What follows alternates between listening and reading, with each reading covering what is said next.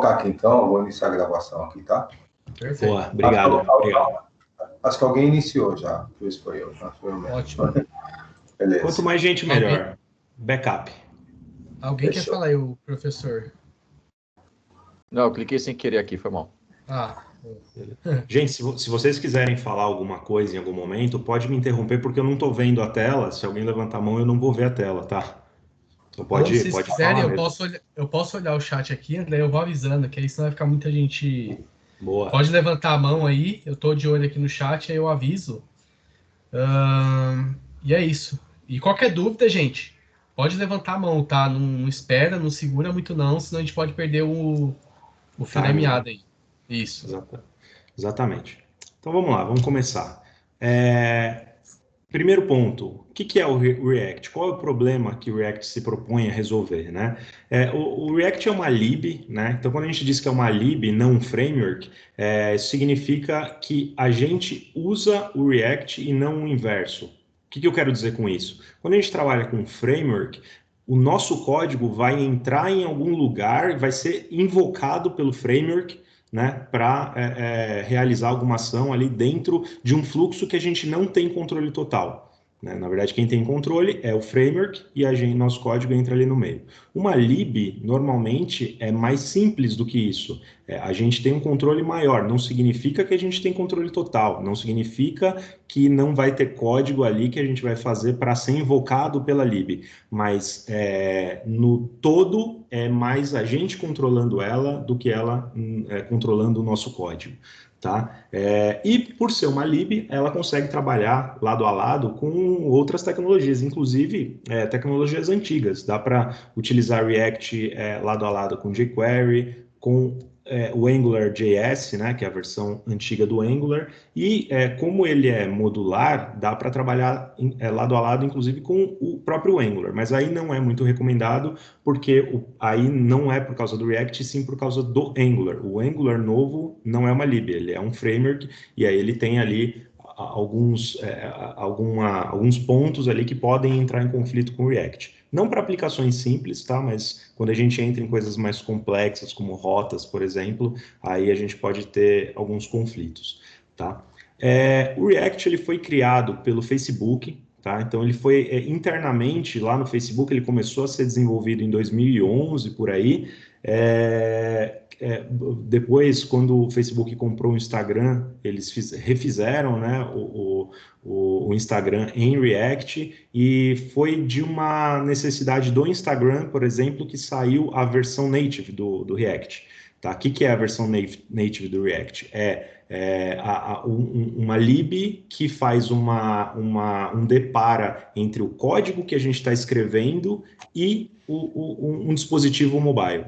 Tá? Então, assim, quando a gente fala em React, a gente não necessariamente está falando em navegador. A gente está falando de uma lib que vai gerar um código, que vai gerar uma estrutura de dados na memória. Essa estrutura de dados normalmente vai se refletir em alterações no DOM, no Document Object Model, que grosso modo, é o HTML que o navegador lê, mas ele também pode fazer essa ponte para dispositivos, para código nativo mesmo de dispositivos mobile, tá? O objetivo do React, quando ele foi criado, né, é ser um gerenciador de uma interface visual, né? E aí o desenvolvedor ele vai de forma declarativa, e a gente vai ver daqui a pouco o que significa isso ser uma coisa declarativa. O desenvolvedor vai escrever um código que vai ser interpretado, né, pela ferramenta React, tá? E aí ele vai fazer como eu falei, essa ponte entre o DOM ou entre os sistemas operacionais dos dispositivos mobile, tá? O foco da biblioteca, né, sempre foi, desde o início, velocidade, tá? Então, ele sempre, desde o início, tinha que fazer tinha que essa ponte entre o React e o dispositivo onde ele vai rodar, ou o DOM, tinha que ser de uma coisa muito rápida, tá? E para a gente que está desenvolvendo, ele nos dá um foco muito grande em componentes. Então, a gente tem que pensar em componentes. Para vocês terem uma ideia, o Facebook tem da ordem de 900 mil componentes, só o Facebook. Tá? E eles, em momento nenhum, utilizam herança, por exemplo. Os componentes são compostos, eles usam composição de componentes. Então, eles partem de componentes pequenos para fazer componentes maiores, né? Só que esses componentes maiores, se você olhar o componente em si, ele também vai ser pequeno, só que ele está compondo um outro componente. Isso a gente consegue fazer um paralelo com o Atomic Design, né? O Atomic Design começa, a ideia, né, o conceito de Atomic Design é que você tem átomos que são pequenas partes são modelos, digamos assim, de design. E esses modelos vão compondo moléculas que são um modelo um pouco maior, que são composições de átomos, enfim, você vai crescendo, né, nos seus componentes, mas partindo sempre de componentes pequenos. Tá? Então, para quem trabalha, que é o nosso caso, né, a gente trabalha ali muito próximo com designers e utilizando esse conceito de Atomic Design, a gente consegue fazer uma relação 1 para 1 entre os átomos e moléculas, etc., do Atomic Design e os componentes do React. Tá? Portanto, né, o foco do React não é começar uma aplicação do macro e chegar até o micro, é o inverso. A gente cria componentes pequenos e vai subindo de níveis, digamos assim, até chegar na aplicação como um todo. No final, quando eu for mostrar aí um dos nossos códigos do aéreo, os componentes de aéreo, isso vai ficar bem claro. Tá? Então, resumidamente, o foco do React é simplicidade, reutilização, organização de código, procurar deixar aquilo que tem a ver junto. Tá? Não aquilo que tem a ver, por exemplo, eu vou deixar tudo que é template num lugar, tudo que enfim, serviço em outro lugar. Não, se você conseguir juntar isso numa coisa só, é melhor. Por quê? Porque eu consigo mover, por exemplo, esse componente como um todo. Ele fica bem isolado de outras coisas. Tá? O JSX, né, como eu mencionei, ele hoje não é uma coisa exclusiva do React, tá? Mas foi o React que criou, digamos assim, esse modelo. O JSX, ele tem como objetivo trazer o templating para programação. O que significa isso? Antigamente, quando a gente trabalhava com jQuery, por exemplo, ou até mesmo recentemente, e aqui eu tenho um exemplo, um modelo aqui do Angular, os frameworks ou libs, eles procuravam levar a programação para o HTML, né, para o template. Né? Então, aqui eu tenho, no primeiro caso, eu tenho um modelo de template do jQuery. Né? Então, o que a gente tinha que fazer? A gente criava esse script com um type que não era executado pelo navegador, colocava ali um código HTML e colocava alguns marcadores nesse código. A gente conseguia colocar uma espécie de programação, se a gente pode fazer loop, por exemplo, ou fazer um if, mas enfim, uma programaçãozinha limitada que, na verdade, não é JavaScript também, é uma programação que vai ser lida, né, pela lib, pelo jQuery, seja pelo Angular, e vai ser executada. Então, eu posso fazer um loop nesse TR do jQuery, por exemplo, só que esse loop não vai ser o código que eu fiz que vai realmente fazer o loop, vai ser o código do jQuery lendo esse template. Tá? Então, a gente tem uma divisão, digamos assim, tem uma parte que vai gerar os meus dados ali e tal, e tem outra parte que são dados exclusivos da view. Tá? Não estou dizendo que são dados que vão para o controller, nem nada disso, estou dizendo de uma coisa mais específica da view, tá? E esses dados estão apartados do template, que aí é a visualização per si. Tá? O React, ele inverteu um pouco essa lógica, né? Ele foi a primeira lib a fazer o inverso, ele traz o HTML, ou pelo menos os marcadores visuais, né, que é o caso, aqui a gente está falando de um div e tal, ou de um componente como esse hello message, ele traz o HTML para a programação. Tá? Então, a gente está criando um componente, está criando uma function, essa linguagem não é exatamente JavaScript, ela vai passar por um processo de transpiler que vai gerar o JavaScript propriamente dito, mas o React em si, ele trabalha em JavaScript, tá? Essa terminologia, digamos assim, essa forma de se trabalhar React, que é o JSX, nem é obrigatória para o React. Ela facilita muito, mas a gente consegue escrever código React apenas com JavaScript rodando direto no navegador. Tá? Aqui eu mostro aqui um exemplo, né, de simplesmente um olá. Esse exemplo eu peguei do próprio site do React. Aliás, eu peguei bastante coisa. O site do React é bem rico em exemplos, tá? Em documentação. E aí, no caso, eu estou gerando um div simplesmente com um olá e mais o que ele está recebendo aqui de propriedade. Então, assim, qualquer pessoa que conhece o JavaScript consegue entender o que esse componente aqui faz. Na verdade, a gente chama de componente porque a gente está acostumado a lidar com React, sabe que isso daqui na terminologia do React é um componente, mas tecnicamente é uma função, como qualquer outra função. A única coisa que ela tem de diferente é que ela vai dar um return num elemento React, que a gente pode ver aqui depois que o transpile é feito, né? Esse que eu até mencionei, isso aqui não é efetivamente um div HTML. Ele vai ser transformado aqui num react.createElement. Tá? Então, o que é um componente React? Um componente React nada mais é do que uma função que retorna um elemento React. Tá? O que tem dentro desse elemento? Aí é a gente que cabe a nós, desenvolvedores, programarmos isso. Tá? E vocês podem notar aqui também o seguinte, né? A gente tem todo esse trecho da função hello message, isso já é React, tá? Só que a gente tem aqui no finalzinho esse React DOM.render.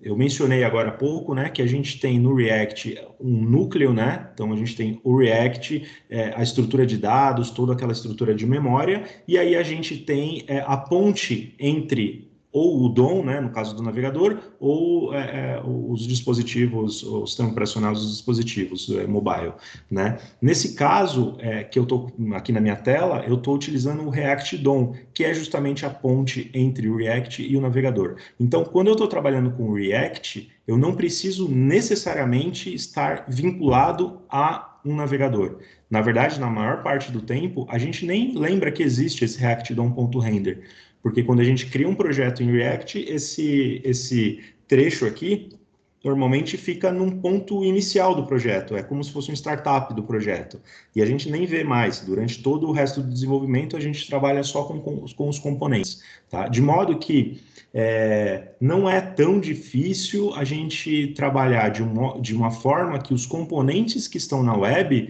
possam ser reutilizados pelo React Native, por exemplo, para gerar interfaces para os dispositivos mobile de forma nativa, tá? Inclusive, tem muitas empresas que fazem isso, tá? Então, já economiza tempo, né, durante o desenvolvimento, tá? Por que isso, né? Por que tem o React DOM? Né? Como eu falei, tem o DOM, ele é lento. Por que ele é lento? Porque ele concorre com tudo que o navegador faz. Tá.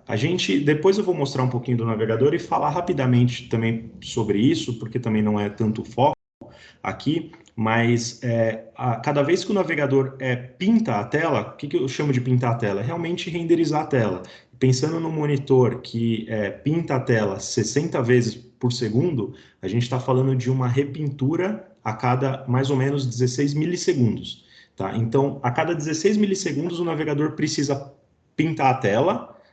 E isso está concorrendo com todo o resto do JavaScript que está rodando. Não só JavaScript, CSS, as animações em CSS rodam todas dentro da mesma thread. É uma característica do JavaScript ser single thread.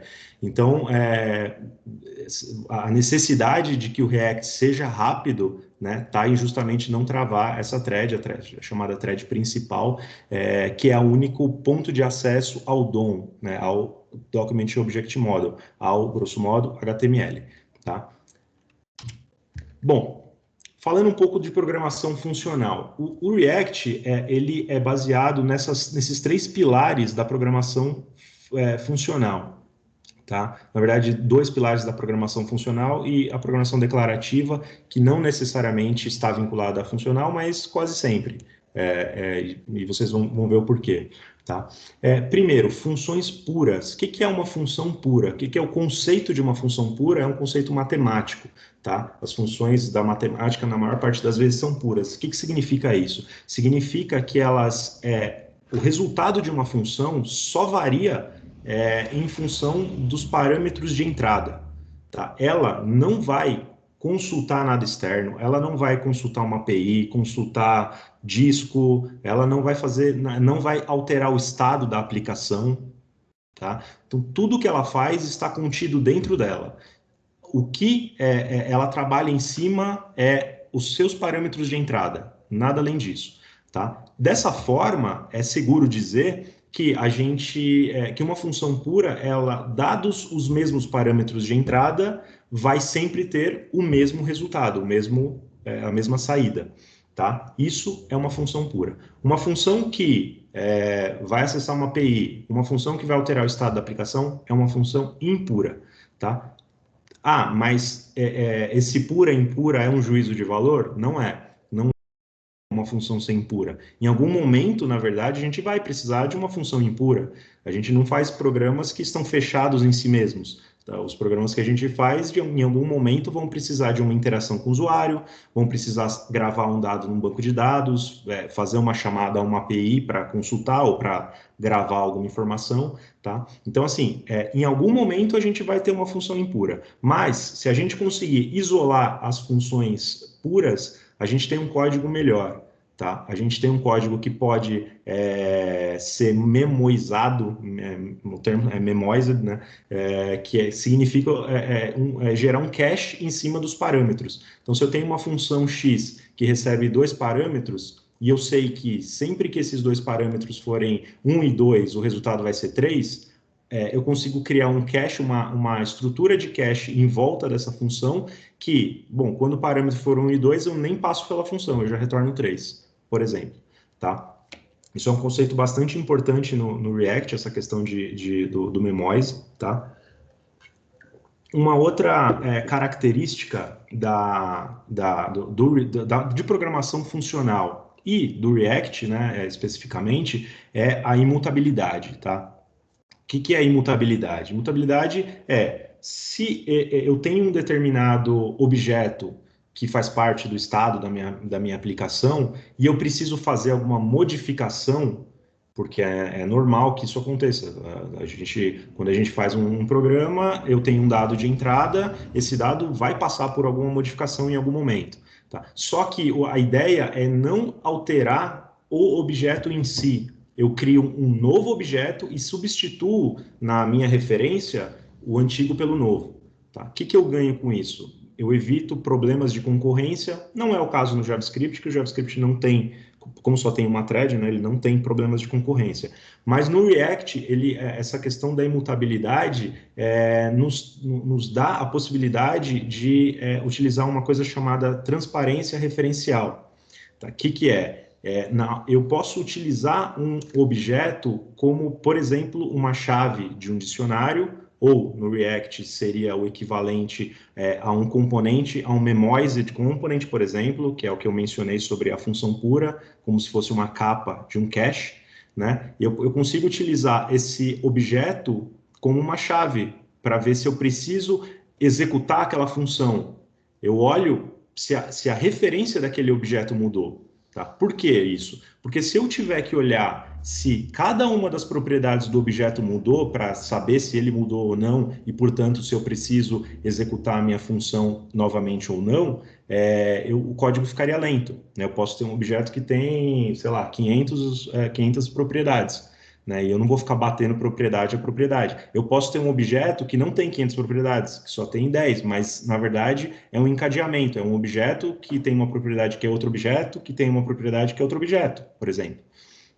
Se eu tiver que fazer atravessar toda essa árvore, toda essa estrutura, para identificar se houve ou não uma modificação naquele meu objeto, eu vou ter um código lento. E um dos objetivos do React é ser rápido. E uma das formas que ele faz isso é utilizando a questão da referência, né? Então, se o React sabe que houve uma modificação no estado, por quê? Porque a referência que ele tem não é a mesma que ele tinha antes.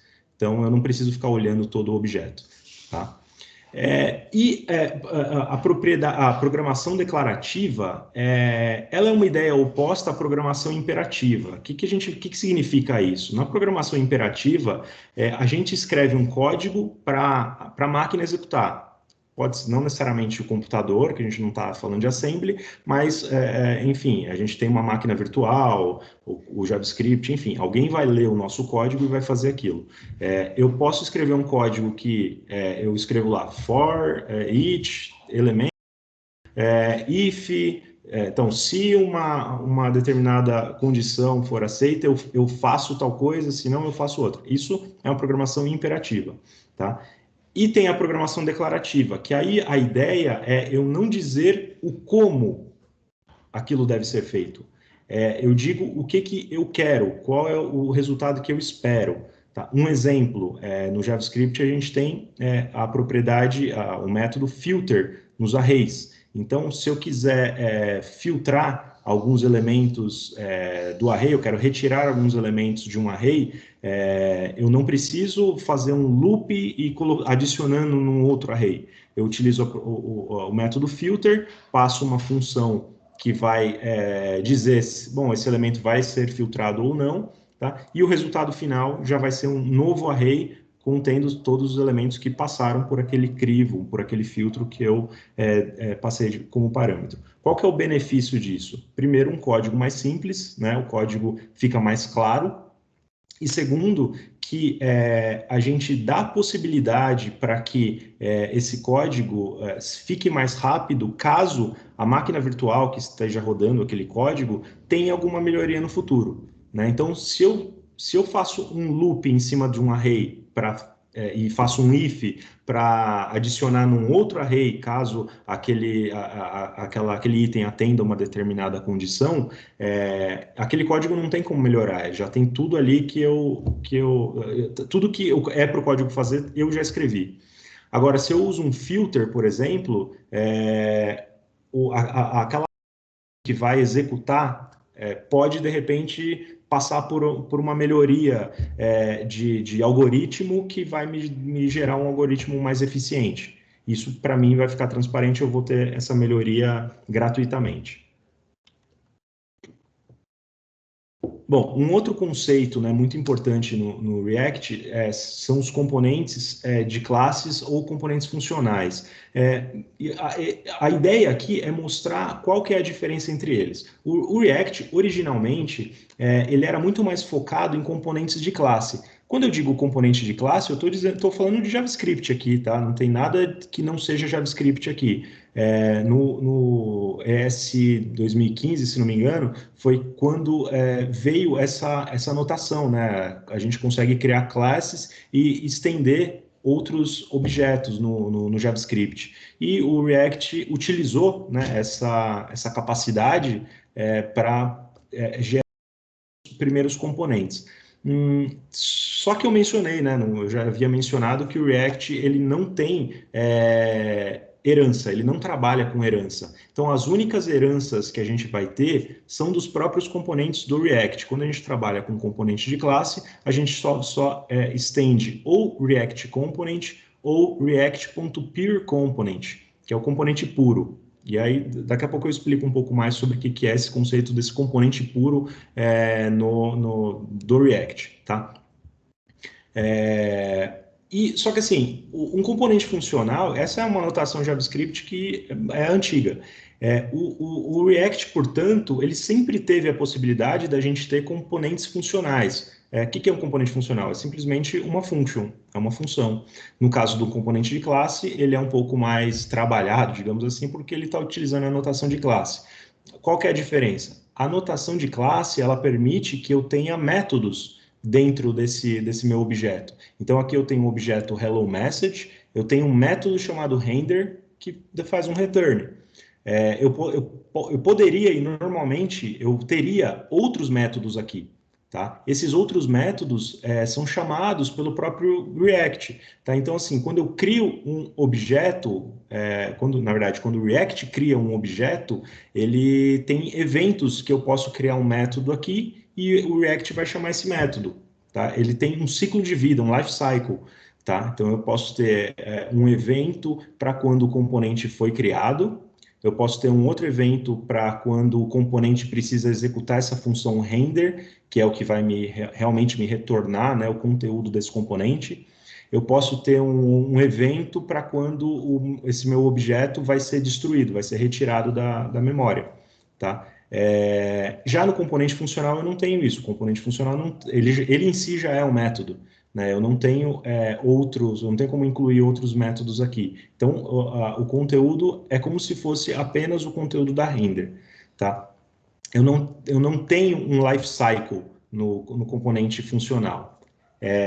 Mas, há uns 2 anos atrás, mais ou menos, o React lançou uma versão nova que são os hooks. Né? São formas de se utilizar uma espécie de life cycle nos componentes funcionais.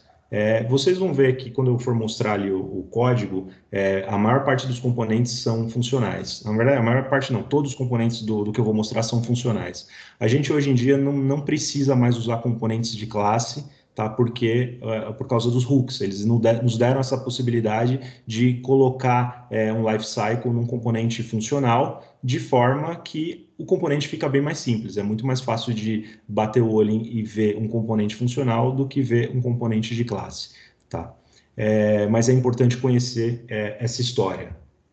Tá? O life cycle de um componente é uma coisa muito importante. Bom, eu mencionei algumas vezes, né, que o React ele não trabalha diretamente com o DOM. Tá? Ele não trabalha.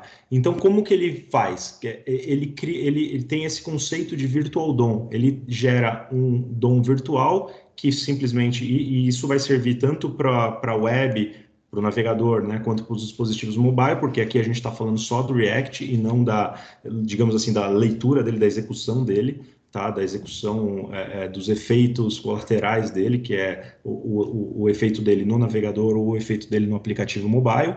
Tá? Ele vai gerar essa árvore. O que é o Virtual DOM? Nada mais é do que uma árvore de objetos React. São objetos React que vão ter uma relação com o DOM efetivo.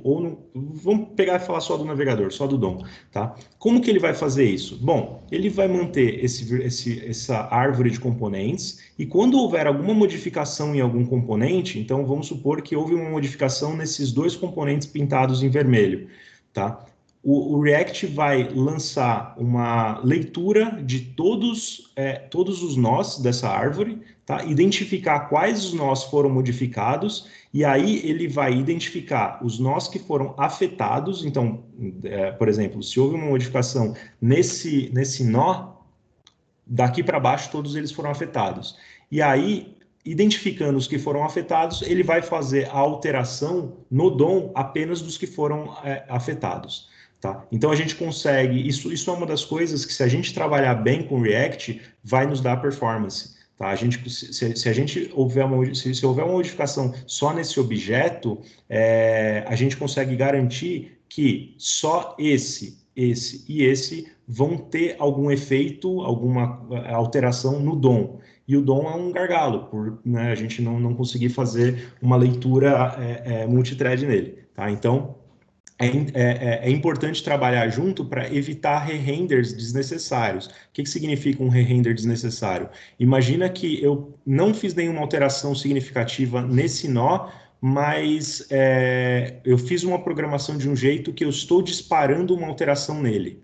Tá? E eu já vou falar como que a gente faz isso, como que se dispara uma alteração em um objeto React. Se eu disparar uma alteração nesse objeto, eu vou precisar refazer essa árvore todas as vezes que houver uma alteração aqui. Tá? Então, isso é um ponto, por exemplo, é um ponto negativo do uso do Redux O Redux, originalmente, como a gente colocava ele lá na raiz da aplicação, para poder compartilhar os dados com todos os elementos, ele acabava gerando re-renders necessários em toda a aplicação. Depois ele passou por modificações, né, que permitiram fazer alterações mais pontuais. Mas ainda assim é preciso trabalhar junto com ele, porque também não adianta nada se nós mesmos desenvolvedores não tivermos esse cuidado, né, de onde que a gente vai lançar alterações, re-renders, né, desnecessários, tá? Então esse é o conceito, tá? O Virtual DOM ele vai manter essa estrutura na memória para poder fazer a comparação com uma estrutura, identificar quais foram os pontos que houve alteração e a reconciliação é o processo de pegar essas alterações e aplicar essas alterações no DOM real, no DOM do navegador. Tá? A gente tem esse conceito de Virtual DOM, reconciliação. Tá bom? E aqui a gente entra nos conceitos, né, de props e state. Tá? O React ele tem esses dois modelos de dados. Tá? O React, o próprio nome vem, né, de reagir, vem do conceito de que a gente não tem dentro dele um loop, por exemplo, que fica verificando alterações. Não, na verdade, ele somente reage a algum evento, alguma resposta de API ou alguma interação do usuário, ele nunca vai disparar uma alteração por conta própria. Por isso, é importante trabalhar direito com ele. E aí a gente tem esses dois modelos de dados. Esses modelos de dados são os elementos responsáveis por disparar um re-render. Né, como eu mencionei aqui, né, um re-render, o que é um re-render desnecessário? É uma alteração que foi feita e vai disparar uma modificação no DOM, no Virtual DOM, e pode ser que dispare no DOM também, e às vezes a gente não precisava fazer isso. Como que a gente dispara um re-render? A gente dispara um re-render alterando props ou alterando state. O que é props, o que é state? Um prop é uma propriedade de entrada de um componente. Tá? A gente pode ter, no caso aqui eu tenho um exemplo, um componente funcional e aqui um exemplo, um componente de classe. O conceito de props, no caso do componente funcional, essas props vão entrar no construtor, tá? No caso de um componente funcional, vai ser o parâmetro de entrada, o único parâmetro de entrada de uma função, que é um componente. Tá? Essas props elas vão ser passadas para esse componente como parâmetros pelo chamador. Então, o pai, né, o chamador dessa função clock, vai passar uma propriedade, que é o que a gente está vendo aqui nessa parte. Então, o objeto clock, ele está recebendo esse parâmetro date dentro de suas props. Tá? Então, o React vai nos garantir que ele vai entregar para a gente dentro de props o que a gente passar aqui como parâmetro aqui no JSX. Tá? Nesse caso, como é que a gente vai acessar? Vai acessar o objeto date, props.date. Cada elemento que a gente coloca como propriedade vai virar um elemento nessas props. A gente não deve alterar conteúdo de props. Tá? Os props, eles são sempre controlados pelo chamador. Tá? Pode ser que nem seja pelo chamador direto, eu posso ter vários níveis, eu posso estar passando um mesmo prop para 2, 3, 4 níveis. Tá? Sempre esse prop é controlado pelo chamador original, que seja. Tá? Mas nunca a gente altera um prop dentro de um componente.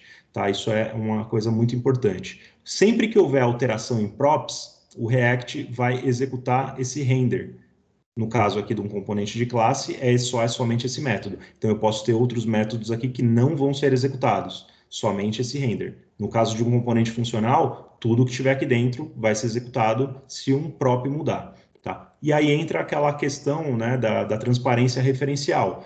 Se eu estou passando aqui, como é o caso aqui desse objeto clock, eu estou passando date, new date. Esse objeto vai variar cada vez que essa função tick executar.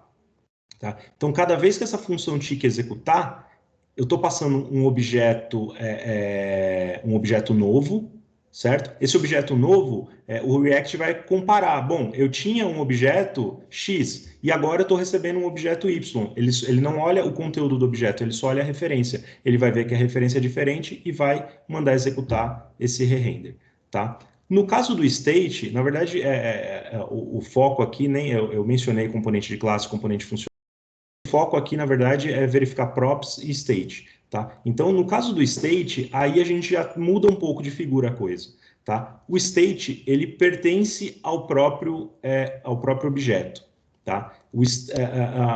O state não deve, na verdade, existem exceções que a gente pode calcular o state baseado numa prop, mas idealmente não se faz isso. Idealmente, você vai colocar o state exclusivamente dentro do seu objeto, tá? E tudo nele, alterações que eu fizer, eles só vão se refletir dentro desse componente. Eu posso, entretanto, passar um state como um prop para algum elemento, né, mais abaixo.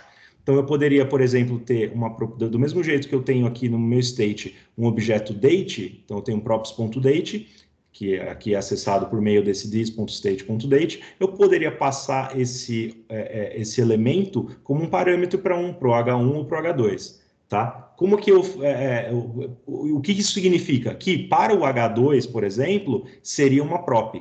Então, o controle do dado em si estaria nesse componente, então para cá ele seria um state, já para o H2 ele seria uma prop. Tá? Isso é muito importante, esse conceito. Tá, mas e se dentro do H2 eu quisesse fazer uma modificação nesse state? Bom, aí entra um conceito que a gente já vai ver daqui a pouco, que é o fluxo inverso de dados. Tá? Os dados no React, isso é uma coisa muito importante, eles são unidirecionais. Tá? Não, diferentemente de outras linguagens, até do Angular, ou eu trabalhei também com o Flash Builder, por exemplo, que tinha um conceito de alteração bidirecional. O que isso significa? Que tivesse num componente filho e fizesse uma alteração naquele objeto que eu recebi, essa alteração se refletiria no objeto pai. Tá? Por quê? Porque ela teria, de alguma forma, um loop verificando se houve modificação nesse objeto. Como eu mencionei, o React não tem esses loops, não tem esse conceito, tá? Então, ele simplesmente reage a alterações, tá? Então, por causa disso, o fluxo de informação é sempre unidirecional. Ele flui como se fosse, o próprio React dá o exemplo de uma cascata, tá? Ele vai do lugar mais alto para o mais baixo. Se eu tiver que, do lugar mais baixo, fazer uma alteração no cara de cima, né? Isso pode ser feito, mas eu preciso passar junto, eu preciso dar essa possibilidade para o componente de baixo, passando para ele uma função que faça essa alteração. Tá? Então, no JavaScript, isso também não é um conceito do React, mas no JavaScript, as funções são objetos como qualquer outro. Você pode ter uma string, um number, um objeto qualquer, ou uma função. E você pode passar como parâmetro essas funções, né? E aí nada me impede de pegar uma função que altere o estado num componente superior e eu passo essa função para dentro de um componente inferior.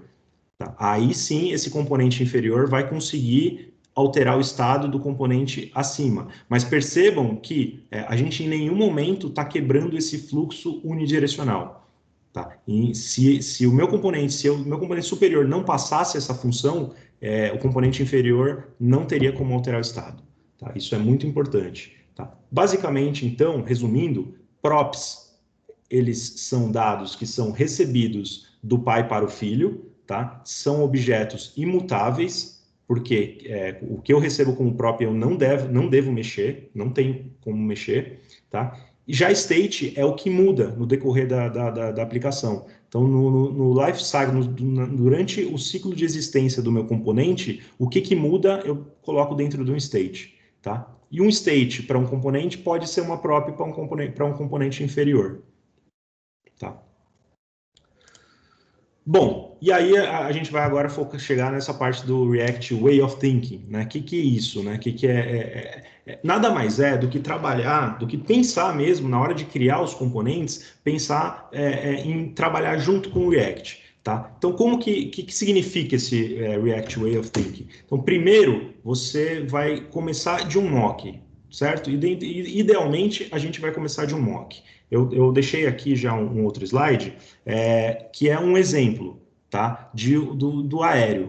Tá? No aéreo lá a gente tem uma pesquisa, tem um filtro de paradas e tem aqui uma listagem com os voos. Tá? Uma coisa bem simples. E aqui a gente tem o payload, né, que vai gerar esses dados, que vai alimentar esses dados. Tá? Então a gente começa desse cara. Vamos supor que tenha sido um designer que nos deu ali, ó, é assim que tem que ser. Primeira coisa, a gente precisa identificar a hierarquia de componentes. Lembrando, a gente tem que trabalhar com componentes pequenos. Então a gente vai identificar aqui o que pode ser reaproveitável. Vamos lembrar daqueles conceitos, o DRY, Don't Repeat Yourself. A gente não vai criar componentes com coisas repetidas. Vamos identificar aqui o que é igual. Bom, eu tenho aqui cidade de origem e cidade de destino. Aparentemente, isso aqui pode ser um componente só. Dia e hora da partida e dia e hora de destino pode ser um componente só. Então, a gente já tem dois componentes aqui. Um para a cidade, que vai servir para a cidade de origem e cidade de destino. Um para o dia e hora, que vai servir para o dia e hora da partida e dia e hora de destino. Número de paradas pode ser um outro componente, o logo da companhia é outro, e aí eu vou ter mais um compondo todos esses. Tá? Então, percebam, eu vou ter aqui 1, 2, 3, 4 componentes, 5 com mais esse... o superior, são todos componentes bem pequenos e que fazem uma coisa só. Fazer uma coisa só está ligado, para quem lembra do conceito de Solid, com S, que é o Single Responsibility, né? Então, é o conceito de responsabilidade única. A gente vai ter 5 componentes que vão fazer uma coisa só, uma coisa simples, certo? Um vai colocar o logo, o outro vai colocar a cidade, o outro vai colocar dia e hora, o outro vai ter o número de paradas, e outro que simplesmente vai orientar, né, vai dispor todos esses outros componentes. Tá? Eu tenho mais componentes, eu vou ter um componente para ser a listagem toda. Né? Então, esse componente da listagem toda, como um todo, ele não vai ter acesso ao logo, à cidade, ao dia e hora. Ele vai ter acesso a esse componente maior, só, que é o que compõe cada um desses itens aqui, certo? Então, a gente vai partindo do micro e ampliando, compondo, né, uma identidade visual. E aonde que entra o payload, né, disso daqui? Bom, no React Way of Thinking, o segundo passo, depois de identificar a hierarquia dos componentes, é procurar criar uma versão estática. O que significa isso? Eu vou pegar esses dados que são a minha origem, né? Eles estão vindo no nível mais alto da minha aplicação, todos esses dados, e eu vou passar para cada componente por props, portanto, de uma forma imutável e estática, né? Só o que cada componente vai utilizar. Tá? Então, por exemplo, na hora que eu tiver... Vamos esquecer essa parte da pesquisa por enquanto, porque eu falei que a gente não vai ter interação, a gente vai fazer uma versão estática. Então, vamos pegar só essa parte, vamos focar só nessa parte aqui. Eu vou ter uma lista. Tá? Então, o que eu preciso fazer? Eu vou fazer um loop por esse componente, tá? Passando, no caso, cada um desses itens, que é composto aqui por todo esse bloco, tá? Cada um desses itens para uma instância desse componente grande. Esse componente grande, por sua vez, que vai receber como prop tudo isso daqui, vai passar para esse logo apenas essa parte aqui, o nome e o código da companhia, que já é o suficiente para ele montar o logo. Para a cidade de origem, ele vai passar somente essa parte aqui. Percebam, ele vai dividir para cada componente e passar por meio de props só o que é daquele componente. Tá? O que eu tenho de ganho com isso? Enquanto nada disso muda, primeiro a questão da simplicidade, né? Segundo que enquanto nada disso mudar, todos os componentes eu posso aplicar aquele conceito de cache, de memória. Né? Então, o React não vai precisar reprocessar tudo novamente. Ele vai identificar que chegou nesse nível e a minha referência é a mesma, ele não vai precisar entrar item por item para ficar verificando se houve modificação. Então, já elimina uma boa parte do processamento. Por outro lado, vamos supor que o código da companhia em um outro re-render mudou. Tá? Aqui a gente já está falando quando tiver alteração em estado. Por enquanto, enquanto a gente estava falando em estático, isso não vai acontecer. Mas vamos pensar lá na frente. Vai ter uma alteração por algum motivo, esse código da companhia vai mudar. Esse código da companhia vai mudar, certo? Tudo bem. Eu vou ter um novo objeto, certo? esse novo objeto eu vou passar para esse cara que controla todo o card, digamos, vamos chamar isso aqui de card, né? Eu vou passar esse novo objeto para todo o card, então, ponto 1, o card vai precisar de um re-render, porque o prop dele mudou. A hora que ele for passar para o logo, esse cara mudou, então esse cara também mudou. O code mudou, o CIA também mudou, certo? Então, o logo vai precisar de um re-render, porque o que ele recebia como prop mudou. Porém, quando chegar aqui na cidade, no dia e hora de partida, no número de paradas, o React vai identificar, bom, a referência que eu tenho cidade de origem é a mesma. A referência que eu tenho para o dia e hora é a mesma. Então, eu não preciso fazer re-render desses caras. Tá certo? Então, pensar nessa questão do fluxo direcional, quebrar os componentes e passar para cada componente somente o que é pertinente a ele, vai economizar re-renders para a gente e isso significa mais performance. Se eu pegasse esse elemento inteiro e passasse para cada um desses componentes, para o logo, para a cidade de origem, para dia e hora de partida, quando o componente como um todo mudasse, eu precisaria de re-renders para cada um desses. Tá? Se eu só passo o que ele usa, ele só vai mudar se o que ele usa mudar. Tá? Outro ponto importante, né? Se eu criar, vamos supor que eu fiz uma busca no servidor e retornou 10 elementos. Agora eu fiz uma segunda busca, retornou 12, eu preciso incluir esses 2 a mais. Eu consigo no React apenas incluir esses 2 elementos a mais e o React vai identificar aqui, bom, o que eu já tinha, os 10 que eu tinha antes, eu vou verificar, bom, não mudou, não mudou, não mudou, então ele só vai fazer re-render realmente nos dois novos. Tá? A gente, é o que eu digo da gente trabalhar junto com o React. Quanto mais a gente conhecer esses fundamentos, mais fácil fica de extrair uma boa performance. Tá? O terceiro passo, identificar o estado, aí a gente já chega na parte de quando tem alteração. Tá? Então, se eu tenho aqui o filtro de paradas, significa que eu tenho um estado que vai mudar, que vai ter uma interação com o usuário. O usuário vai clicar num botão e isso vai refletir no estado da aplicação. Eu preciso calcular bem, pensar bem aonde que vai ficar esse estado. Tá? E aí que é o que eu havia mencionado, essa é a parte mais difícil de se trabalhar com React, pensar bem aonde que vai ficar esse estado. Esse estado não pode ficar só no nível aqui dos filtros. Por quê? Porque a alteração que eu fizer nesse estado vai ter que se refletir do lado dessa listagem. Tá? Então, esse estado tem que estar num lugar mais alto, um lugar que seja acessível tanto pelo próprio filtro, para a gente fazer as alterações, quanto pela listagem, que vai ler o que está nesse estado dos filtros e aplicar. Tá? Então, essa é a parte do identificar o estado.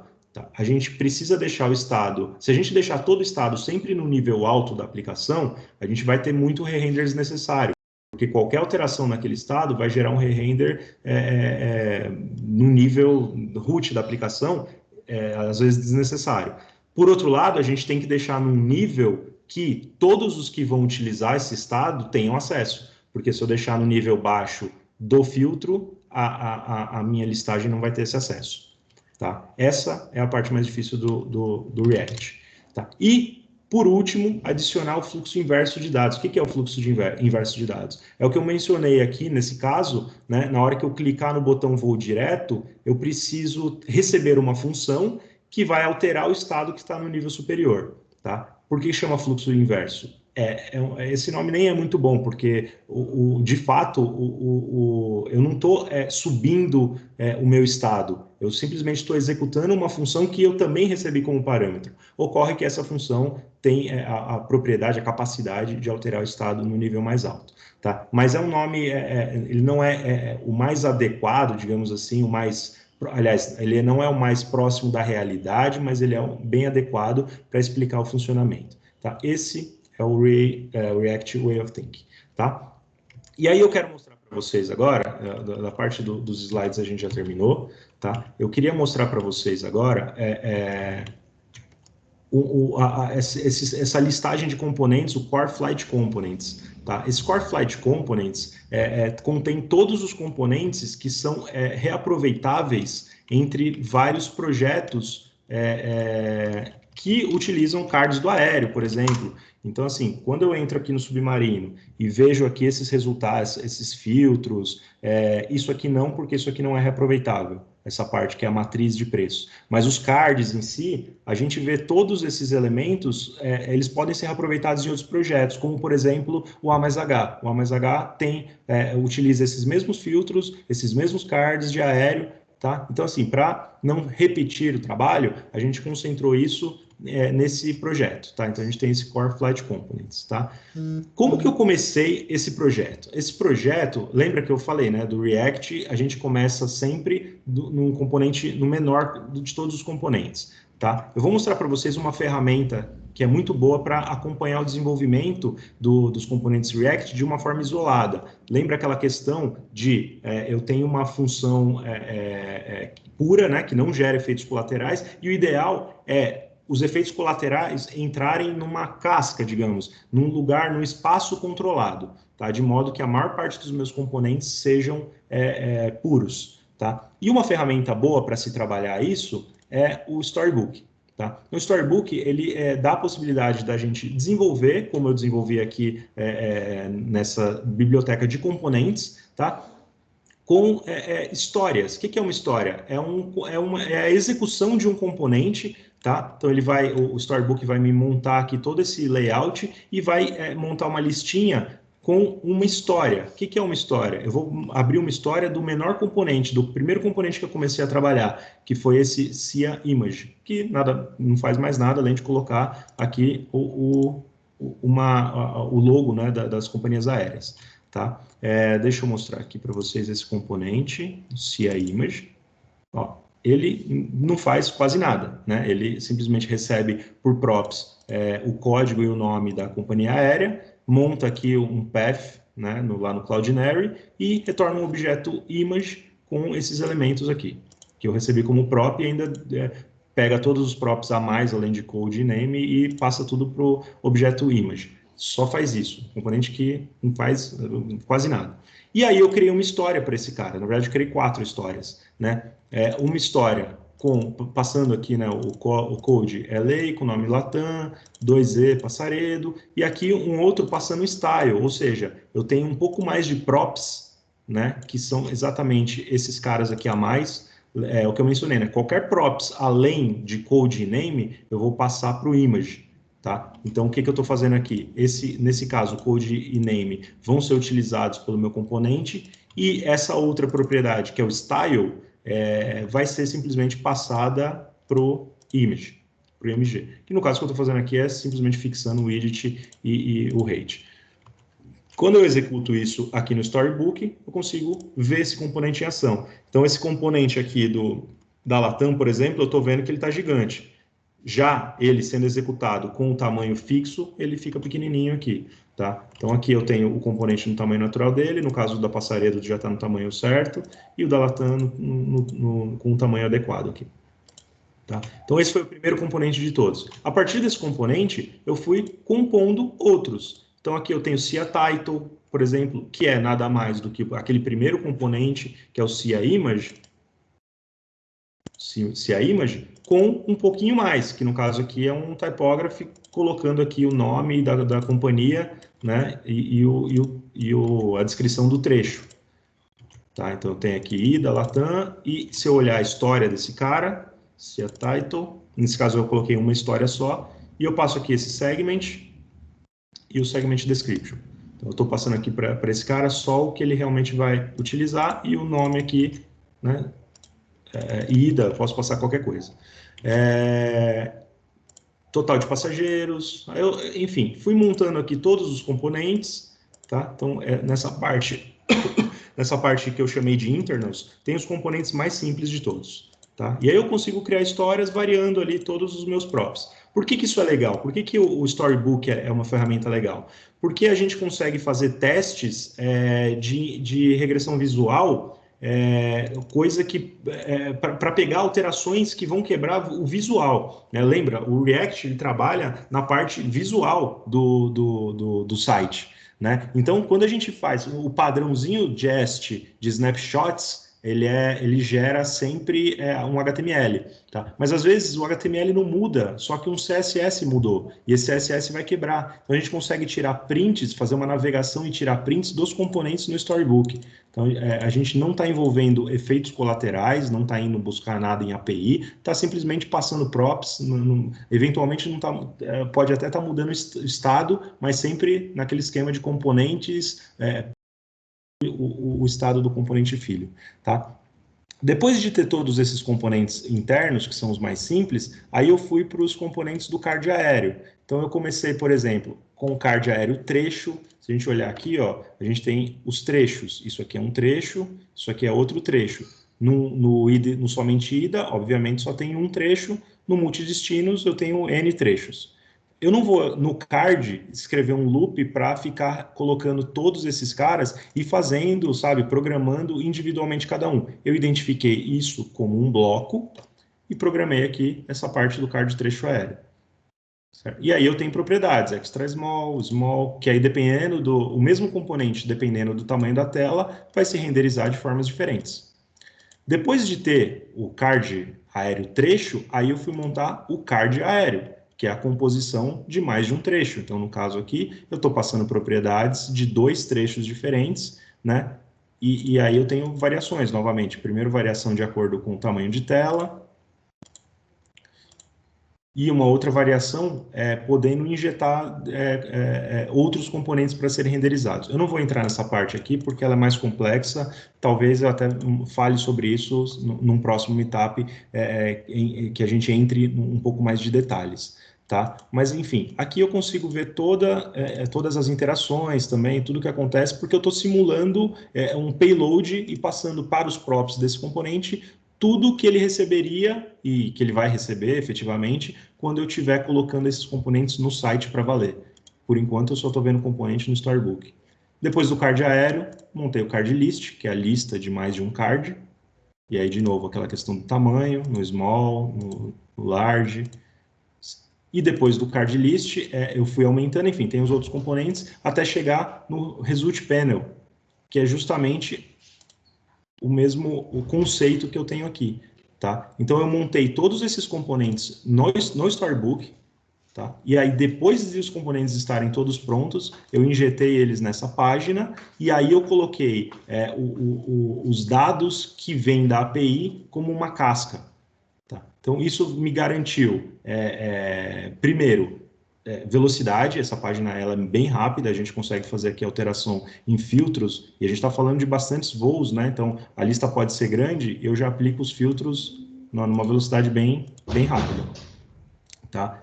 Para a gente trabalhar 300 cards, lembrando que 300 cards, cada um aqui tem uma pancada de componentes aqui dentro. Isso é um componente, isso é um componente, o botão é um componente, esse cara é um componente, e aliás, são vários, né? Esse cara já abre um monte de outros componentes.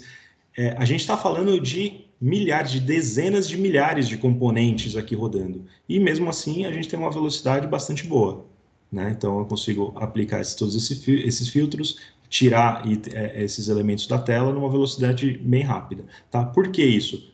Procurando trabalhar sempre com React. Uma das coisas que eu fiz aqui, aquela questão de memoise. Esse card, ele não muda quando eu aplico um filtro. O que muda é só quais cards vão ser exibidos, mas cada um individualmente não muda. As props dele que ele recebe não mudam, não variam. Então, o React, quando ele chega nesse componente, ele já sabe que não vai precisar re-renderizar esse componente. Só que por que isso aconteceu? Porque eu trabalhei de um jeito para identificar que não houve mudança nesse caso, então eu garanto que eu não estou passando nada que varie conforme o filtro varia. Se por um acaso eu passasse um dado do próprio filtro para cada um dos cards, eu teria um re-render a cada vez que eu estivesse fazendo uma modificação. Clicaria aqui, eu teria re-renders dentro dos componentes. E é isso que a gente precisa evitar no React. Tá? Bom, procurei passar aí para vocês conceitos tá? Eu sei que a gente quase não viu código, mas assim, o objetivo era ser conceitual mesmo. O objetivo desse meetup não era realmente entrar no código e falar de coisas mais aprofundadas, é realmente trazer um pouco do conceito. Por quê? Porque conhecendo esse conceito, a gente consegue trabalhar um pouco melhor. Pensando o React Way of Thinking, a gente pensar que, bom, vamos criar componentes pequenos, que vão compor componentes grandes, vamos pensar no fluxo da informação, no fluxo dos dados, percorrendo a aplicação como água numa cascata, que é o exemplo do próprio React. Quando a gente tem esse pensamento de criar componentes pequenos, de passar os dados por props, de colocar os states nas alturas, entre aspas, nas alturas corretas, quando a gente trabalha essa questão de imutabilidade, a gente vai evitar re-renders, vai tirar o melhor da ferramenta. E o React, na minha opinião, é a melhor ferramenta para se trabalhar aí nessa questão de componentização, né? Eu nem entrei nos detalhes dos estilos, por exemplo, que é um ponto que eu consigo deixar os estilos junto com o componente, e eu procuro sempre fazer isso, tá? E mesmo dentro de um componente, vou pegar um componente aqui, Fair, que é um componente mais complexo, veja, esse já é um componente grande, mas não é tão grande assim. Eu julguei que esse tamanho estava adequado. Deixa eu pegar time span, flight time span, que é esse componente aqui, essa parte aqui, eu chamo de flight time span. Ele é composto por vários componentes menores. Eu só faço o export em um. Nesse caso em dois, né? Tem o small e tem o normal. Mas na verdade eu tenho dentro dele airport time, por exemplo, que eu não é um outro componente que eu não faço export desse componente. Então, dentro do mesmo arquivo, por uma questão de ser o mesmo contexto, eu posso ter vários componentes, sendo que não faz sentido esse export time ser exportado, ele não vai ser utilizado em nenhum outro lugar. O airport time é essa parte aqui onde está o aeroporto e o horário. Ele não vai ser utilizado em outro lugar, a não ser esse flight time span. Tá? Desse modo, eu consigo organizar o flight time span quebrando em componentes. Então, eu quebrei um componente menor, sem a necessidade de ficar criando um monte de arquivos aí, um arquivo para style, um arquivo para o componente airport time, que não vai ser usado em outro lugar. Enfim, eu consegui reduzir bastante aí o número de arquivos e, de novo, né, trabalhando sempre essa questão do fluxo de dados.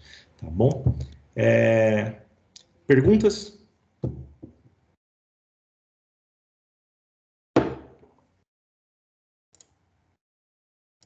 Vamos lá, gente. Edilson tinha uma dúvida em relação ao use memo, mas eu acho que você conseguiu explicar. Acho que só tinha um detalhe que eu acho que ele não conseguiu pegar bem em relação a como ele identifica a atualização do objeto, né? E aí você falou que pode ser por via props, etc. Se você quiser dar uma aprofundada nisso. Tá. Os hooks, em geral, eles têm uma propriedade, eles sempre têm, nem todos, né, claro, mas os principais do React tem, que é o useEffect, useMemo, useCallback, eles têm como uma última propriedade um array. Tá? Esse array, o conteúdo desse array, o React vai utilizar para saber se aquilo que está dentro, que você está passando como parâmetro para o hook, deve ser reexecutado ou não. Então, vamos pegar como exemplo o useEffect. O useEffect, ele tem como primeiro parâmetro uma função, então eu passo para ele uma função, e aí como segundo parâmetro esse array. Esse array é chamado de deps, tá? Que é dependencies, dependency list, resumidamente deps. A função que eu passo como parâmetro para o useEffect, o React me garante que ele só vai executar aquela função quando variar o que eu estou passando naquele array. Tá? Então, se eu passar sempre os mesmos elementos dentro do array, aquela função não vai ser executada. Só na primeira vez, né? Vai executar a primeira vez e não vai ser mais executada. Sempre que um dos elementos dentro desse array mudar, aí essa função é executada. A mesma coisa para o useMemo, para o useCallback. que significa use effect? Por que deram esse nome use effect? Porque, idealmente, você vai concentrar seus efeitos colaterais dentro desse use effect. Então, lembra aquela questão de a maior parte dos meus componentes são componentes puros. Eu não vou ter efeitos colaterais nesses componentes. Só que, eventualmente, eu vou precisar chamar uma API, vou precisar esperar a interação do usuário, verificar se algum estado mudou, enfim, vou ter alguma coisa que vai acontecer ali e vai disparar uma ação no meu componente. Esse vai ser um componente impuro. Mas o use effect serve para você concentrar nesse ponto os seus efeitos colaterais. Tá? Eu posso, por exemplo, atachar num evento de on-key-down, por exemplo, né? e fazer de uma forma ali que aquela função vai ser executada e, de repente, vai alterar um estado quando o evento on-key-down de um text for executado. Tá? Eu não preciso ficar executando o attach da função toda vez. O attach na função é só uma vez. Né? Então, eu uso o use effect para garantir isso. Eu estou fazendo uma ação que vai gerar um efeito colateral, só que não é sempre que eu quero que executar esse cara. É só dependendo da variação ali que eu estou passando no DEPS. O useMemo, ele tem uma outra função, digamos assim. Ele tem a função de ser um cache. Então, se eu tenho um cálculo que é muito complexo, mas ele é puro, na verdade ele nem precisa ser puro, assim. Ele é um cálculo que é muito complexo, mas ele vai variar de acordo com determinados parâmetros. Eu passo esses parâmetros, tá? E quando esses parâmetros variarem, aquela função vai ser executada. Enquanto eles não variam, a cada re-render que eu tiver, o React vai pegar do meu cache. Tá? Então, sempre que passar por um useMemo e os parâmetros que eu estou passando no DEPS não variarem, ele não vai executar o que está dentro do useMemo. Ele vai simplesmente pegar o que eu tenho no meu cache. Certo? Então, me economiza tempo. Eu mencionei que não precisa necessariamente ser uma função pura, porque ela pode, por exemplo, consultar uma API. Só que se a gente fizer isso, a gente vai gerar outros problemas, que é, de repente, um elemento como eu vou dizer, eu variei um elemento, mas eu não tive resposta da API ainda. Eu vou ter duas execuções ao mesmo tempo.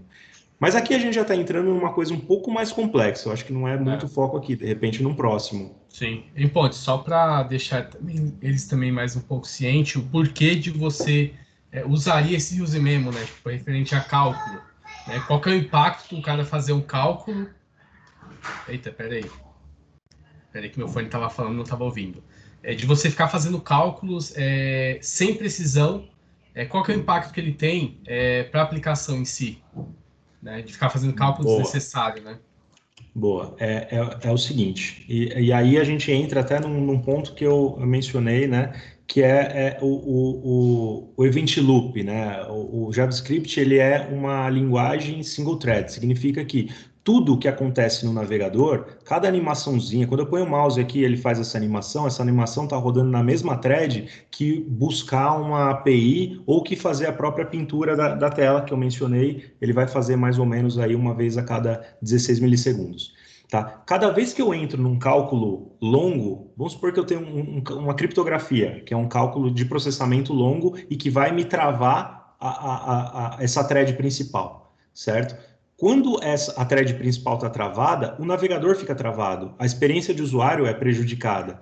Se eu tenho um cálculo que leva 50 milissegundos, significa que eu travei a thread principal por pelo menos 3 repentes da tela, que a tela é repintada a cada 16 milissegundos. Então, por 3 vezes, a tela não foi repintada. O nosso olho, a gente começa a perceber isso daí quando a gente tem mais ou menos 60 milissegundos, que é mais ou menos 4 repentes. Tá? Então, se eu travei por 3 repentes, se tiver alguma outra coisa para executar que vai levar mais o usuário já vai começar a perceber que tem alguma coisa errada. Tá? Com 60 milissegundos, ele não vai perceber o site travando, ele vai perceber alguma coisa errada. Tem alguma coisa acontecendo aqui que não está legal. Tá? Então, é por isso que, se eu estou fazendo esse cálculo, vamos supor que é um cálculo muito necessário, cálculo de criptografia, qualquer coisa, é muito necessário Tá? Então, eu vou usar o useMemo para garantir que esse cálculo vai ser feito uma vez. Ou quando algum parâmetro variar, não a cada re-render. Tá? Porque se eu fizer isso a cada re-render, de repente eu vou estar prejudicando muito a experiência de usuário. Tá? E a gente consegue dar uma analisada nisso olhando aqui, usando o DevTools. Aliás, é uma ferramenta ótima, vou mostrar aqui um negócio bem simples, tá? Mas é uma ferramenta ótima, acho que todo desenvolvedor devia conhecer. Vou fazer um profiling aqui, ó. Só vou fazer isso aqui, ó. Só botar o mouse aqui e parei. Tá? Vamos ver o que vai acontecer, o que ele vai nos mostrar, o que executou. Olha o tanto de coisa que executou. Mas executou uma pancada de coisa. E aí a gente consegue ver o que é script, tá? Então, o que é verdinho aqui, se não me engano, o que é verdinho é script, o roxo são animações, animação do CSS, aquele CSS Animation, que é exatamente o que acontece quando eu ponho o mouse aqui. Quando eu ponho o mouse, eu tenho JavaScript rodando para... Tem um enter nesse botão aqui, tem um evento disparando, tem o CSS disparando a animação, né, de deixar, não sei se dá para ver aí, mas está ficando um amarelo mais clarinho, né? Então, quando eu ponho o mouse... A própria troca do mouse, né, para o pointer é uma execução. Tudo isso está acontecendo em uma única thread, tá? Para vocês terem uma ideia, quando a gente faz cálculos que levam qualquer processamento, qualquer código, qualquer loop que você fizer que demorar mais de 50 milissegundos, o próprio Chrome vai reclamar aqui no console. Por isso que é sempre bom dar uma olhada. Ele vai começar a mostrar que, olha, seu código está 50 milissegundos. Acima de milissegundos, 50 milissegundos, ele começa a reclamar já. Tá? Então é sempre legal dar uma olhada nisso aqui. Às vezes, esses probleminhas de travamento, eles eles não se resolvem, né? Mas a gente tira média, tira uma ideia do que atacar olhando esse cara aqui, fazendo aqui esses profilings, né? Então, aqui a gente já consegue acompanhar o uso de memória. Então, tem 82 MB aqui no RIP, o número de documentos, tem bastante coisa aqui que a gente consegue tirar aqui de informação. Tá? Então, assim, é por isso. Por que a gente vai usar o useMemo? Para não afogar a thread principal, para a thread principal não entrar aqui num verde contínuo que vai passar a travar, né? Vocês podem ver aqui, ó, que tá vendo que cada pedacinho, ó, 12 milissegundos, 7 milissegundos, 17 milissegundos, 16 milissegundos. Tá? A gente entrou aqui num de 32 milissegundos, que já teve um frame dropped frame. Olha esse aqui foi longo. Não sei o que aconteceu aqui, mas 217 milissegundos, foi uma travadinha um pouco maior. Se a gente entra em coisas contínuas de travamento, a experiência do usuário vai ser muito prejudicada. Sem falar que num dispositivo mobile, por exemplo, vai drenar a bateria do celular dele, porque tudo que é processamento é processador, gasta muito mais bateria. A gente tem que trabalhar junto com o React e junto com o navegador para tirar o melhor dele. O fato do JavaScript ser single-threaded, algumas pessoas acham que é uma fraqueza dele, mas se a gente trabalhar junto com ele, vira uma força. A gente tem que saber trabalhar esse conceito de event loop. Depois, no próximo etapa, eu posso entrar mais nesse conceito de event loop, o que é o event loop, né? Mas se a gente trabalhar com ele, a gente tem um ganho muito bom, principalmente porque a gente nunca, no React, não tem como cair em condição de corrida, por exemplo. Nunca vai ter um deadlock por ser single-threaded. Show. Ei, Pontes, e uma coisa também legal, pessoal, e tá ciente, o porquê que isso é bom, né? Porque você pensa que o browser está no computador de uma pessoa que pode ter 1 GB de memória ou pode ter 10 GB de memória. Não é que nem um back-end que você tem na sua mão e você fala, puta, põe mais memória, põe mais CPU, que resolve. Nesse caso, não. Você tem que nem o Pontes falou, você tem que saber utilizar para deixar ele bem legal e performático e de uma forma com mais qualidade. Certo? É isso aí. O Danilo Everton, ele levantou a mão. Acho que ele quer fazer uma pergunta aí. Pode ficar à vontade, Danilo. Oi, pessoal, boa tarde. Boa noite, na verdade, né? Primeiramente, eu gostaria de parabenizar aí a todos os colaboradores desse meetup, desse workshop, principalmente sobre os conceitos mais a fundos aí do React, Event Loop e todas essas informações aí, que com certeza vão agregar bastante. A minha dúvida mais é em relação ao Core Component, né? No caso, eu tenho 2 dúvidas em relação a isso. é mais uma questão conceitual, foge um pouco também assim da questão, como que fala, da questão da teoria, né, dos conceitos, na verdade. Mas são dúvidas simples, né? Que eu gostaria de saber se o Core Component, esse Core Component, ele está atrelado ao conceito do System Design e se também está para integrar todos esses sistemas, né, com o Core Component, se tem alguma estrutura de micro front-end integrada, mais ou menos isso. Eu não sei se eu consegui formular bem a pergunta. Você conseguiu entender bem, André? Tá, acredito que sim. Vou explicar, se eu não responder, você me avisa. Beleza. Bom, e a gente tem o Figma, né? Todo mundo conhece o Figma, e todo o nosso design, tudo que a gente faz no site sai do Figma. Hoje não existe uma relação direta entre o Atomic Design utilizado no Figma e cada um dos componentes que a gente gera no site, para serem utilizados no site.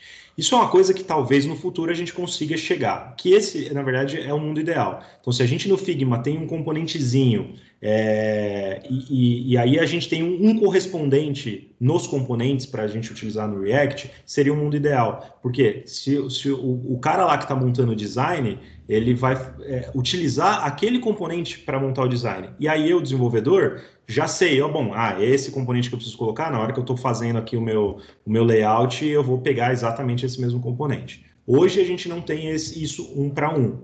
Então a gente tem um mais ou menos assim. Quando eu criei essa parte do Core Flight, falando dos componentes do aéreo, eu procurei seguir o que estava no Figma, claro, mas eu não montei, porque, como eu falei, lá o próprio Figma não tem, ele tem essa ideia de Atomic Design, mas não está aprofundada no nível de se fazer realmente componentes pequenos. Tá? Então, alguns componentes lá não seguiram exatamente esse conceito de átomos, moléculas, etc.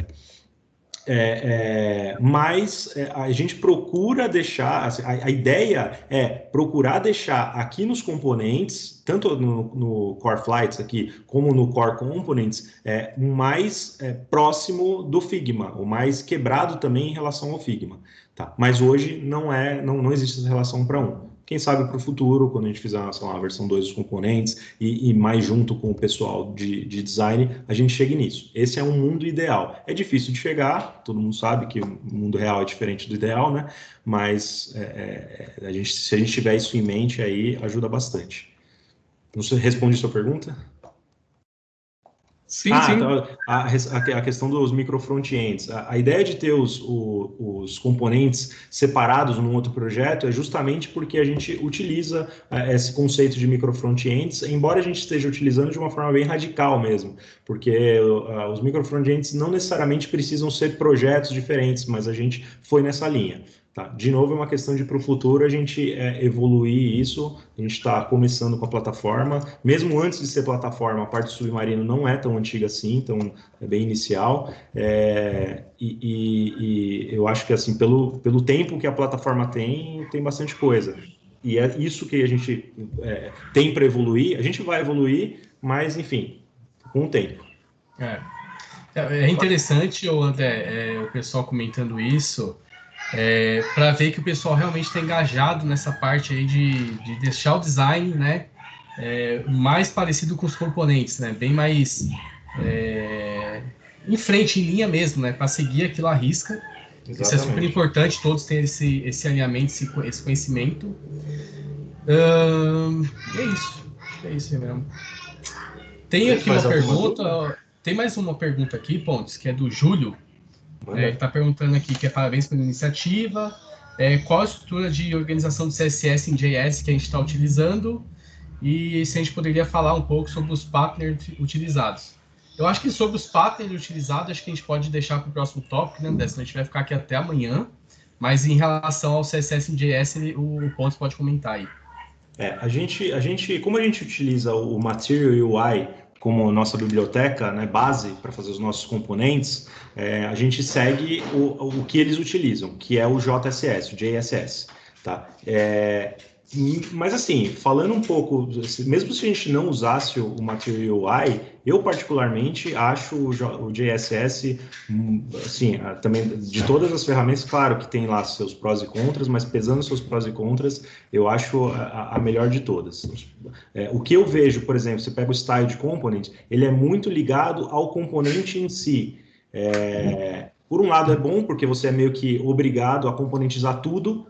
Por outro lado, às vezes você não precisa componentizar naquele nível. Como eu mostrei para vocês, tem alguns códigos aqui. Por exemplo, aqui eu tenho dois, um typography aqui, outro aqui com classes diferentes. Se eu tivesse fazendo isso aqui com o Styled Components, das duas uma, ou eu ia ter que criar um componente para esse cara e um componente para esse cara, que aí, na minha opinião, já entra como uma coisa meio exagerada, desnecessária, é uma coisa muito interna, o componente não está tão grande assim. Ou a gente teria que começar a utilizar os seletores aninhados. E seletor aninhado é um problema, porque ele trava um pouco a gente na hora de fazer mudanças no layout. É melhor a gente deixar os seletores mais fixos, assim, mais no mesmo nível, e compondo, né, utilizando, por exemplo, o CLSX, ou, enfim, concatenando mesmo, que seja o class name, a gente consegue um resultado melhor do que utilizar seletor aninhado. Nesse ponto, eu acho que o JSS é melhor. Assim. E a gente usa o hooks, né, do próprio Material UI. Ele provê para a gente esse use tananã styles aqui, que é o make styles que gera. Né? Então ele já gera esses nomes aqui. É legal, todo mundo que for mexer, né, com a plataforma, quiser dar uma entrada lá no site do Material UI, material-ui.com. Dá uma lida na documentaçãozinha dele, é muito boa, eles são bem completos. E qualquer coisa também, pode vir tirar dúvida com a gente aí, estamos abertos. Isso aí, o Joel também tem uma pergunta aí. Joel, pode ficar à vontade. Boa noite, galera. Boa noite, antes, parabéns, né? Foi uma iniciativa bem da hora. E aí, a única pergunta eu vi que o projeto não usa o Redux. E aí, eu queria saber qual foi a decisão por não usar o Redux no projeto. E qual seria o impacto, né, ao usar o Redux. Tá. Cara, o Redux, eu acho...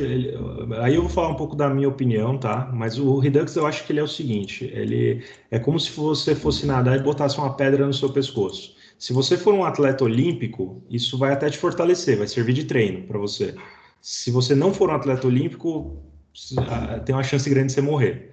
Então, assim, o Redux, ele, se você trabalhar certinho, redondinho, do jeito que ele manda, dá para tirar um benefício dele. Porém, se você errar uma coisinha de nada, já vai te causar re-render desnecessário, que era um problema, por exemplo, que a gente tinha no próprio aéreo. A gente tinha, aqui a gente tem, né, na lista de cards, né, às vezes vem 800 voos. No começo do ano, a gente tinha 120, 150. E ele ficava travava demais. A gente tinha uma paginação de 50 e 50 e mesmo assim travava. Era uma questão do uso do Redux que estava sendo usado de uma forma incorreta, mas é muito fácil você errar e causar esse monte de re-render desnecessário. Além disso, ele é muito complexo para o benefício, né, que ele dá. Se a gente, lá no início do React ou do próprio Redux, ele tinha uma função muito importante, que é quebrar, dar acesso ao estado da aplicação ou de coisas que tem que ser acessada por muitos componentes, evitando um anti-pattern chamado prop drilling, que é você ficar passando o mesmo prop 500 níveis para baixo. Tá? E aí ele eliminou essa dificuldade, digamos assim. Só que, nesse meio tempo, desde que o Redux surgiu até hoje, o React já teve muitas melhorias. E uma das melhorias que o React teve foi a API de contexto. Então, hoje o React tem nativamente, ele já tinha antes, mas era uma API não documentada, não era recomendável para ser utilizada. Mas agora, já faz uns 3 anos, que o React já liberou essa API de contexto para uso geral, e ela é muito boa e resolve esse problema, sabe? Então, a gente já consegue, com o que o React já tem nativamente, dividir aí o estado com quem é necessário consumir. E tem uma outra iniciativa chamada Recoil, que é bem legal também. também vem do time que desenvolve o React, lá do próprio Facebook, mas não não faz parte do React. Mas ele também tem essa função de simplificar ainda mais essa questão de consumo de estados compartilhados. Então, assim, hoje em dia, o Redux, na minha opinião, ele meio que perdeu um pouco a sua função. Eu não vejo, realmente não vejo um lugar que você fala assim, não, aqui vai precisar do Redux. Legal. Show. Mais alguma pergunta, pessoal? Eu acho que não. Acho que a gente pode avançar mais aí com esse... em forma de meetup mesmo, sei lá, e se algumas pessoas aí também tiver como contribuir com esses meetups também, não só de React, ou pode ser de Angular, pode ser de Vue, de qualquer coisa, né, pra gente agregar o conhecimento e utilizar, né, que nem o André falou, né, não ser um fanboy de linguagem ou de framework, e sim, mas resolver o nosso problema, né, o que poderia resolver um problema. Exatamente. Eu tenho para o futuro aí, eu tenho planejado fazer pelo menos mais uns 2 meetups sobre o assunto React, não especificamente sobre esses conceitos, mas eu queria falar sobre o processo de reconciliação, que o React teve uma mudança muito grande nesse processo de reconciliação. Antes ele tinha um algoritmo chamado Stack e agora ele tem um algoritmo chamado Fiber, e isso permitiu com que, basicamente o que eles fizeram foi fazer o React trabalhar mais com o Event Loop, que é aquilo que eu falo que eu até mencionei, é uma coisa que a gente precisa fazer. É muito essa mudança, e eu queria falar como é que se deu essa mudança e tudo mais, mas essa mudança fez o React ter, sei lá, 50% de performance, de melhoria de performance, só de atualizar a versão, sem a gente precisar mudar código nenhum. Então foi uma mudança bem grande que eu acho que vale a pena comentar, mas é uma coisa mais avançada. E um outro é para falar exatamente sobre JavaScript, sobre Event Loop. Tem algumas coisas que o React usa, mas na verdade não são do React, são do JavaScript, né? Por exemplo, closure, que é uma característica do JavaScript, dele levar um valor de uma variável do momento em que a função que chama ela foi criada. Isso causa muita confusão, às vezes a pessoa não sabe que existe essa característica, né? E acaba achando que é o React está com problema. E não é, na verdade é uma característica do JavaScript. Isso aí é uma outra coisa que eu queria trazer aí num outro meetup. Mas aí, enfim, assuntos não faltam. Ô Pontes, tem aqui também uma pergunta do Sérgio Lima, ele gostaria de saber a sua posição em relação ao Context API e da utilização do Redux ou do Context API. Eu sei que você comentou, né, bastante em relação ao Redux, mas assim, você pode colocar aqui acho que um pró e um contra de usar o Context API ou o próprio Redux, né? Então, você já até comentou um pouco, né, mas vou tentar dar uma frisada aí. O Redux, hoje em dia, eu não vejo mais utilização para ele, porque o Context supre a necessidade dele e tem outras ferramentas, né? Como eu mencionei o Recoil, que, tipo, se tiver alguma coisa que o Context não está atendendo, coisa que, sei lá, ele é muito legal, mas tem lá uma complexidade nele. Beleza, uso o Recoil que não tem essa complexidade. Hoje eu não vejo onde que o Redux se encaixaria, que você fala assim, não, preciso usar Redux aqui. No passado, sim, era necessário. Hoje eu não vejo tanto isso. O Context ele tem o benefício de ser nativo, então já está dentro do React, é fácil de usar, a complexidade dele é no provider e não no consumer. No consumer é a coisa mais fácil do mundo utilizar. E mesmo essa complexidade que eu falei que é no provider, no provedor do contexto, não é uma dificuldade tão grande assim, né? É tudo a questão de trabalhar, de conhecer essa questão de mutabilidade, coisas que eu falei no decorrer do Meetup, né? Mas assim, ele não é tão complexo e ele atende assim, a maior parte todos os cenários, na verdade, de contexto. Eu, sinceramente, não vejo um lugar que você fala assim, para que hoje em dia tem que usar Redux. No passado, sim, mas hoje em dia, acho que não. O que o pessoal tem que ter noção, foi uma coisa que você até comentou, né, Pontes? A gente tem que, pelo menos, idealizar a aplicação, ver qual que é a necessidade e que problema a gente quer resolver. Né? A gente consegue resolver ele da formas mais simples e mais rápido possível? Cara, vamos fazer. Agora começou a ficar um pouco mais complicado. e precisa usar alguma outra coisa, vamos estudar o que precisa ser usado. Uhum. Né? Eu acho que é mais vai da necessidade mesmo. E acho que é isso. Alguém mais tem alguma pergunta aí? Ninguém? Fechou, beleza. Eu só queria falar eu tenho uma pergunta. Ah, Onde é que vai ser diga. o coffee break? Vai ser onde? Coffee break vai ser cada um na sua casa. Exatamente, vai ser na cozinha.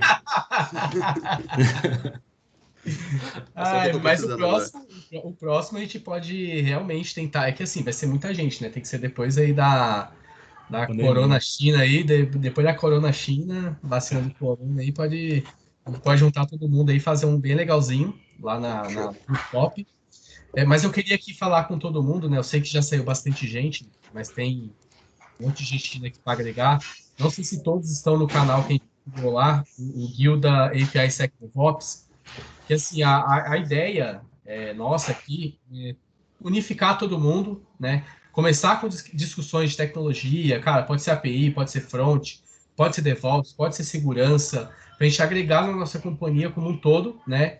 E mais futuramente a gente pode ir quebrando essa guilda para outras, né? Pode separar e falar, puta, aqui vai ser só uma guilda de API, aqui vai ser só uma guilda de React, né? Para a gente conseguir crescer colaborativo. É que nem o Pontes comentou, né? O pessoal tinha feito uma pergunta, vocês estão seguindo a risca aí o Design System? Pô, ainda não, porque a gente não tem tantas pessoas suficientes. Quando a gente criou as componentização aqui e começamos a utilizar React, cara, a gente não sabia nem o que era React. Eu tive todos esses problemas que o Pontes falou aí de passar proxies para todos os componentes, cara, e começava a se perder, performance, etc. Então, com mais gente utilizando, mais gente estudando e colocando seus pontos de vista, prós e contras, cara, vai ficar muito da hora e a CVC Corp vai ficar show de bola aí com todo mundo. Pontes, pode finalizar aí. É isso aí, eu queria agradecer a todo mundo aí que ficou aí, são quase 2 horas aí me ouvindo falar, falando besteira aí, né, de vez em quando. Obrigado aí, pessoal, pelo tempo de vocês. Como o Matheus falou, a gente convida todos vocês a fazer parte aí de toda essa parte de arquitetura, trazer coisas novas. Se alguém tiver vontade de fazer um meetup aí também, traz aí pra gente, vamos fazer sim. É bom compartilhar conhecimento, a gente aprende muito compartilhando o que a gente sabe. Beleza? Isso aí, galera. Obrigadão. Parabéns, Pontes. Parabéns, galera. E vamos lá, sem vergonha. Pode colocar qualquer coisa. É sério, gente, porque tem gente que tem vergonha de falar, puta, mas eu vou falar só de, sei lá, de CSS. Pô, pode falar, meu. Exato. Tem muita gente aqui. Eu mesmo sou péssimo em CSS. Se alguém vem aqui com um meetupzinho, eu vou participar tranquilo. Isso aí. Então é isso aí. Valeu, galera. Valeu, pessoal. Valeu, rapaziada. Falou. Aquele abraço. Até. Valeu. Valeu.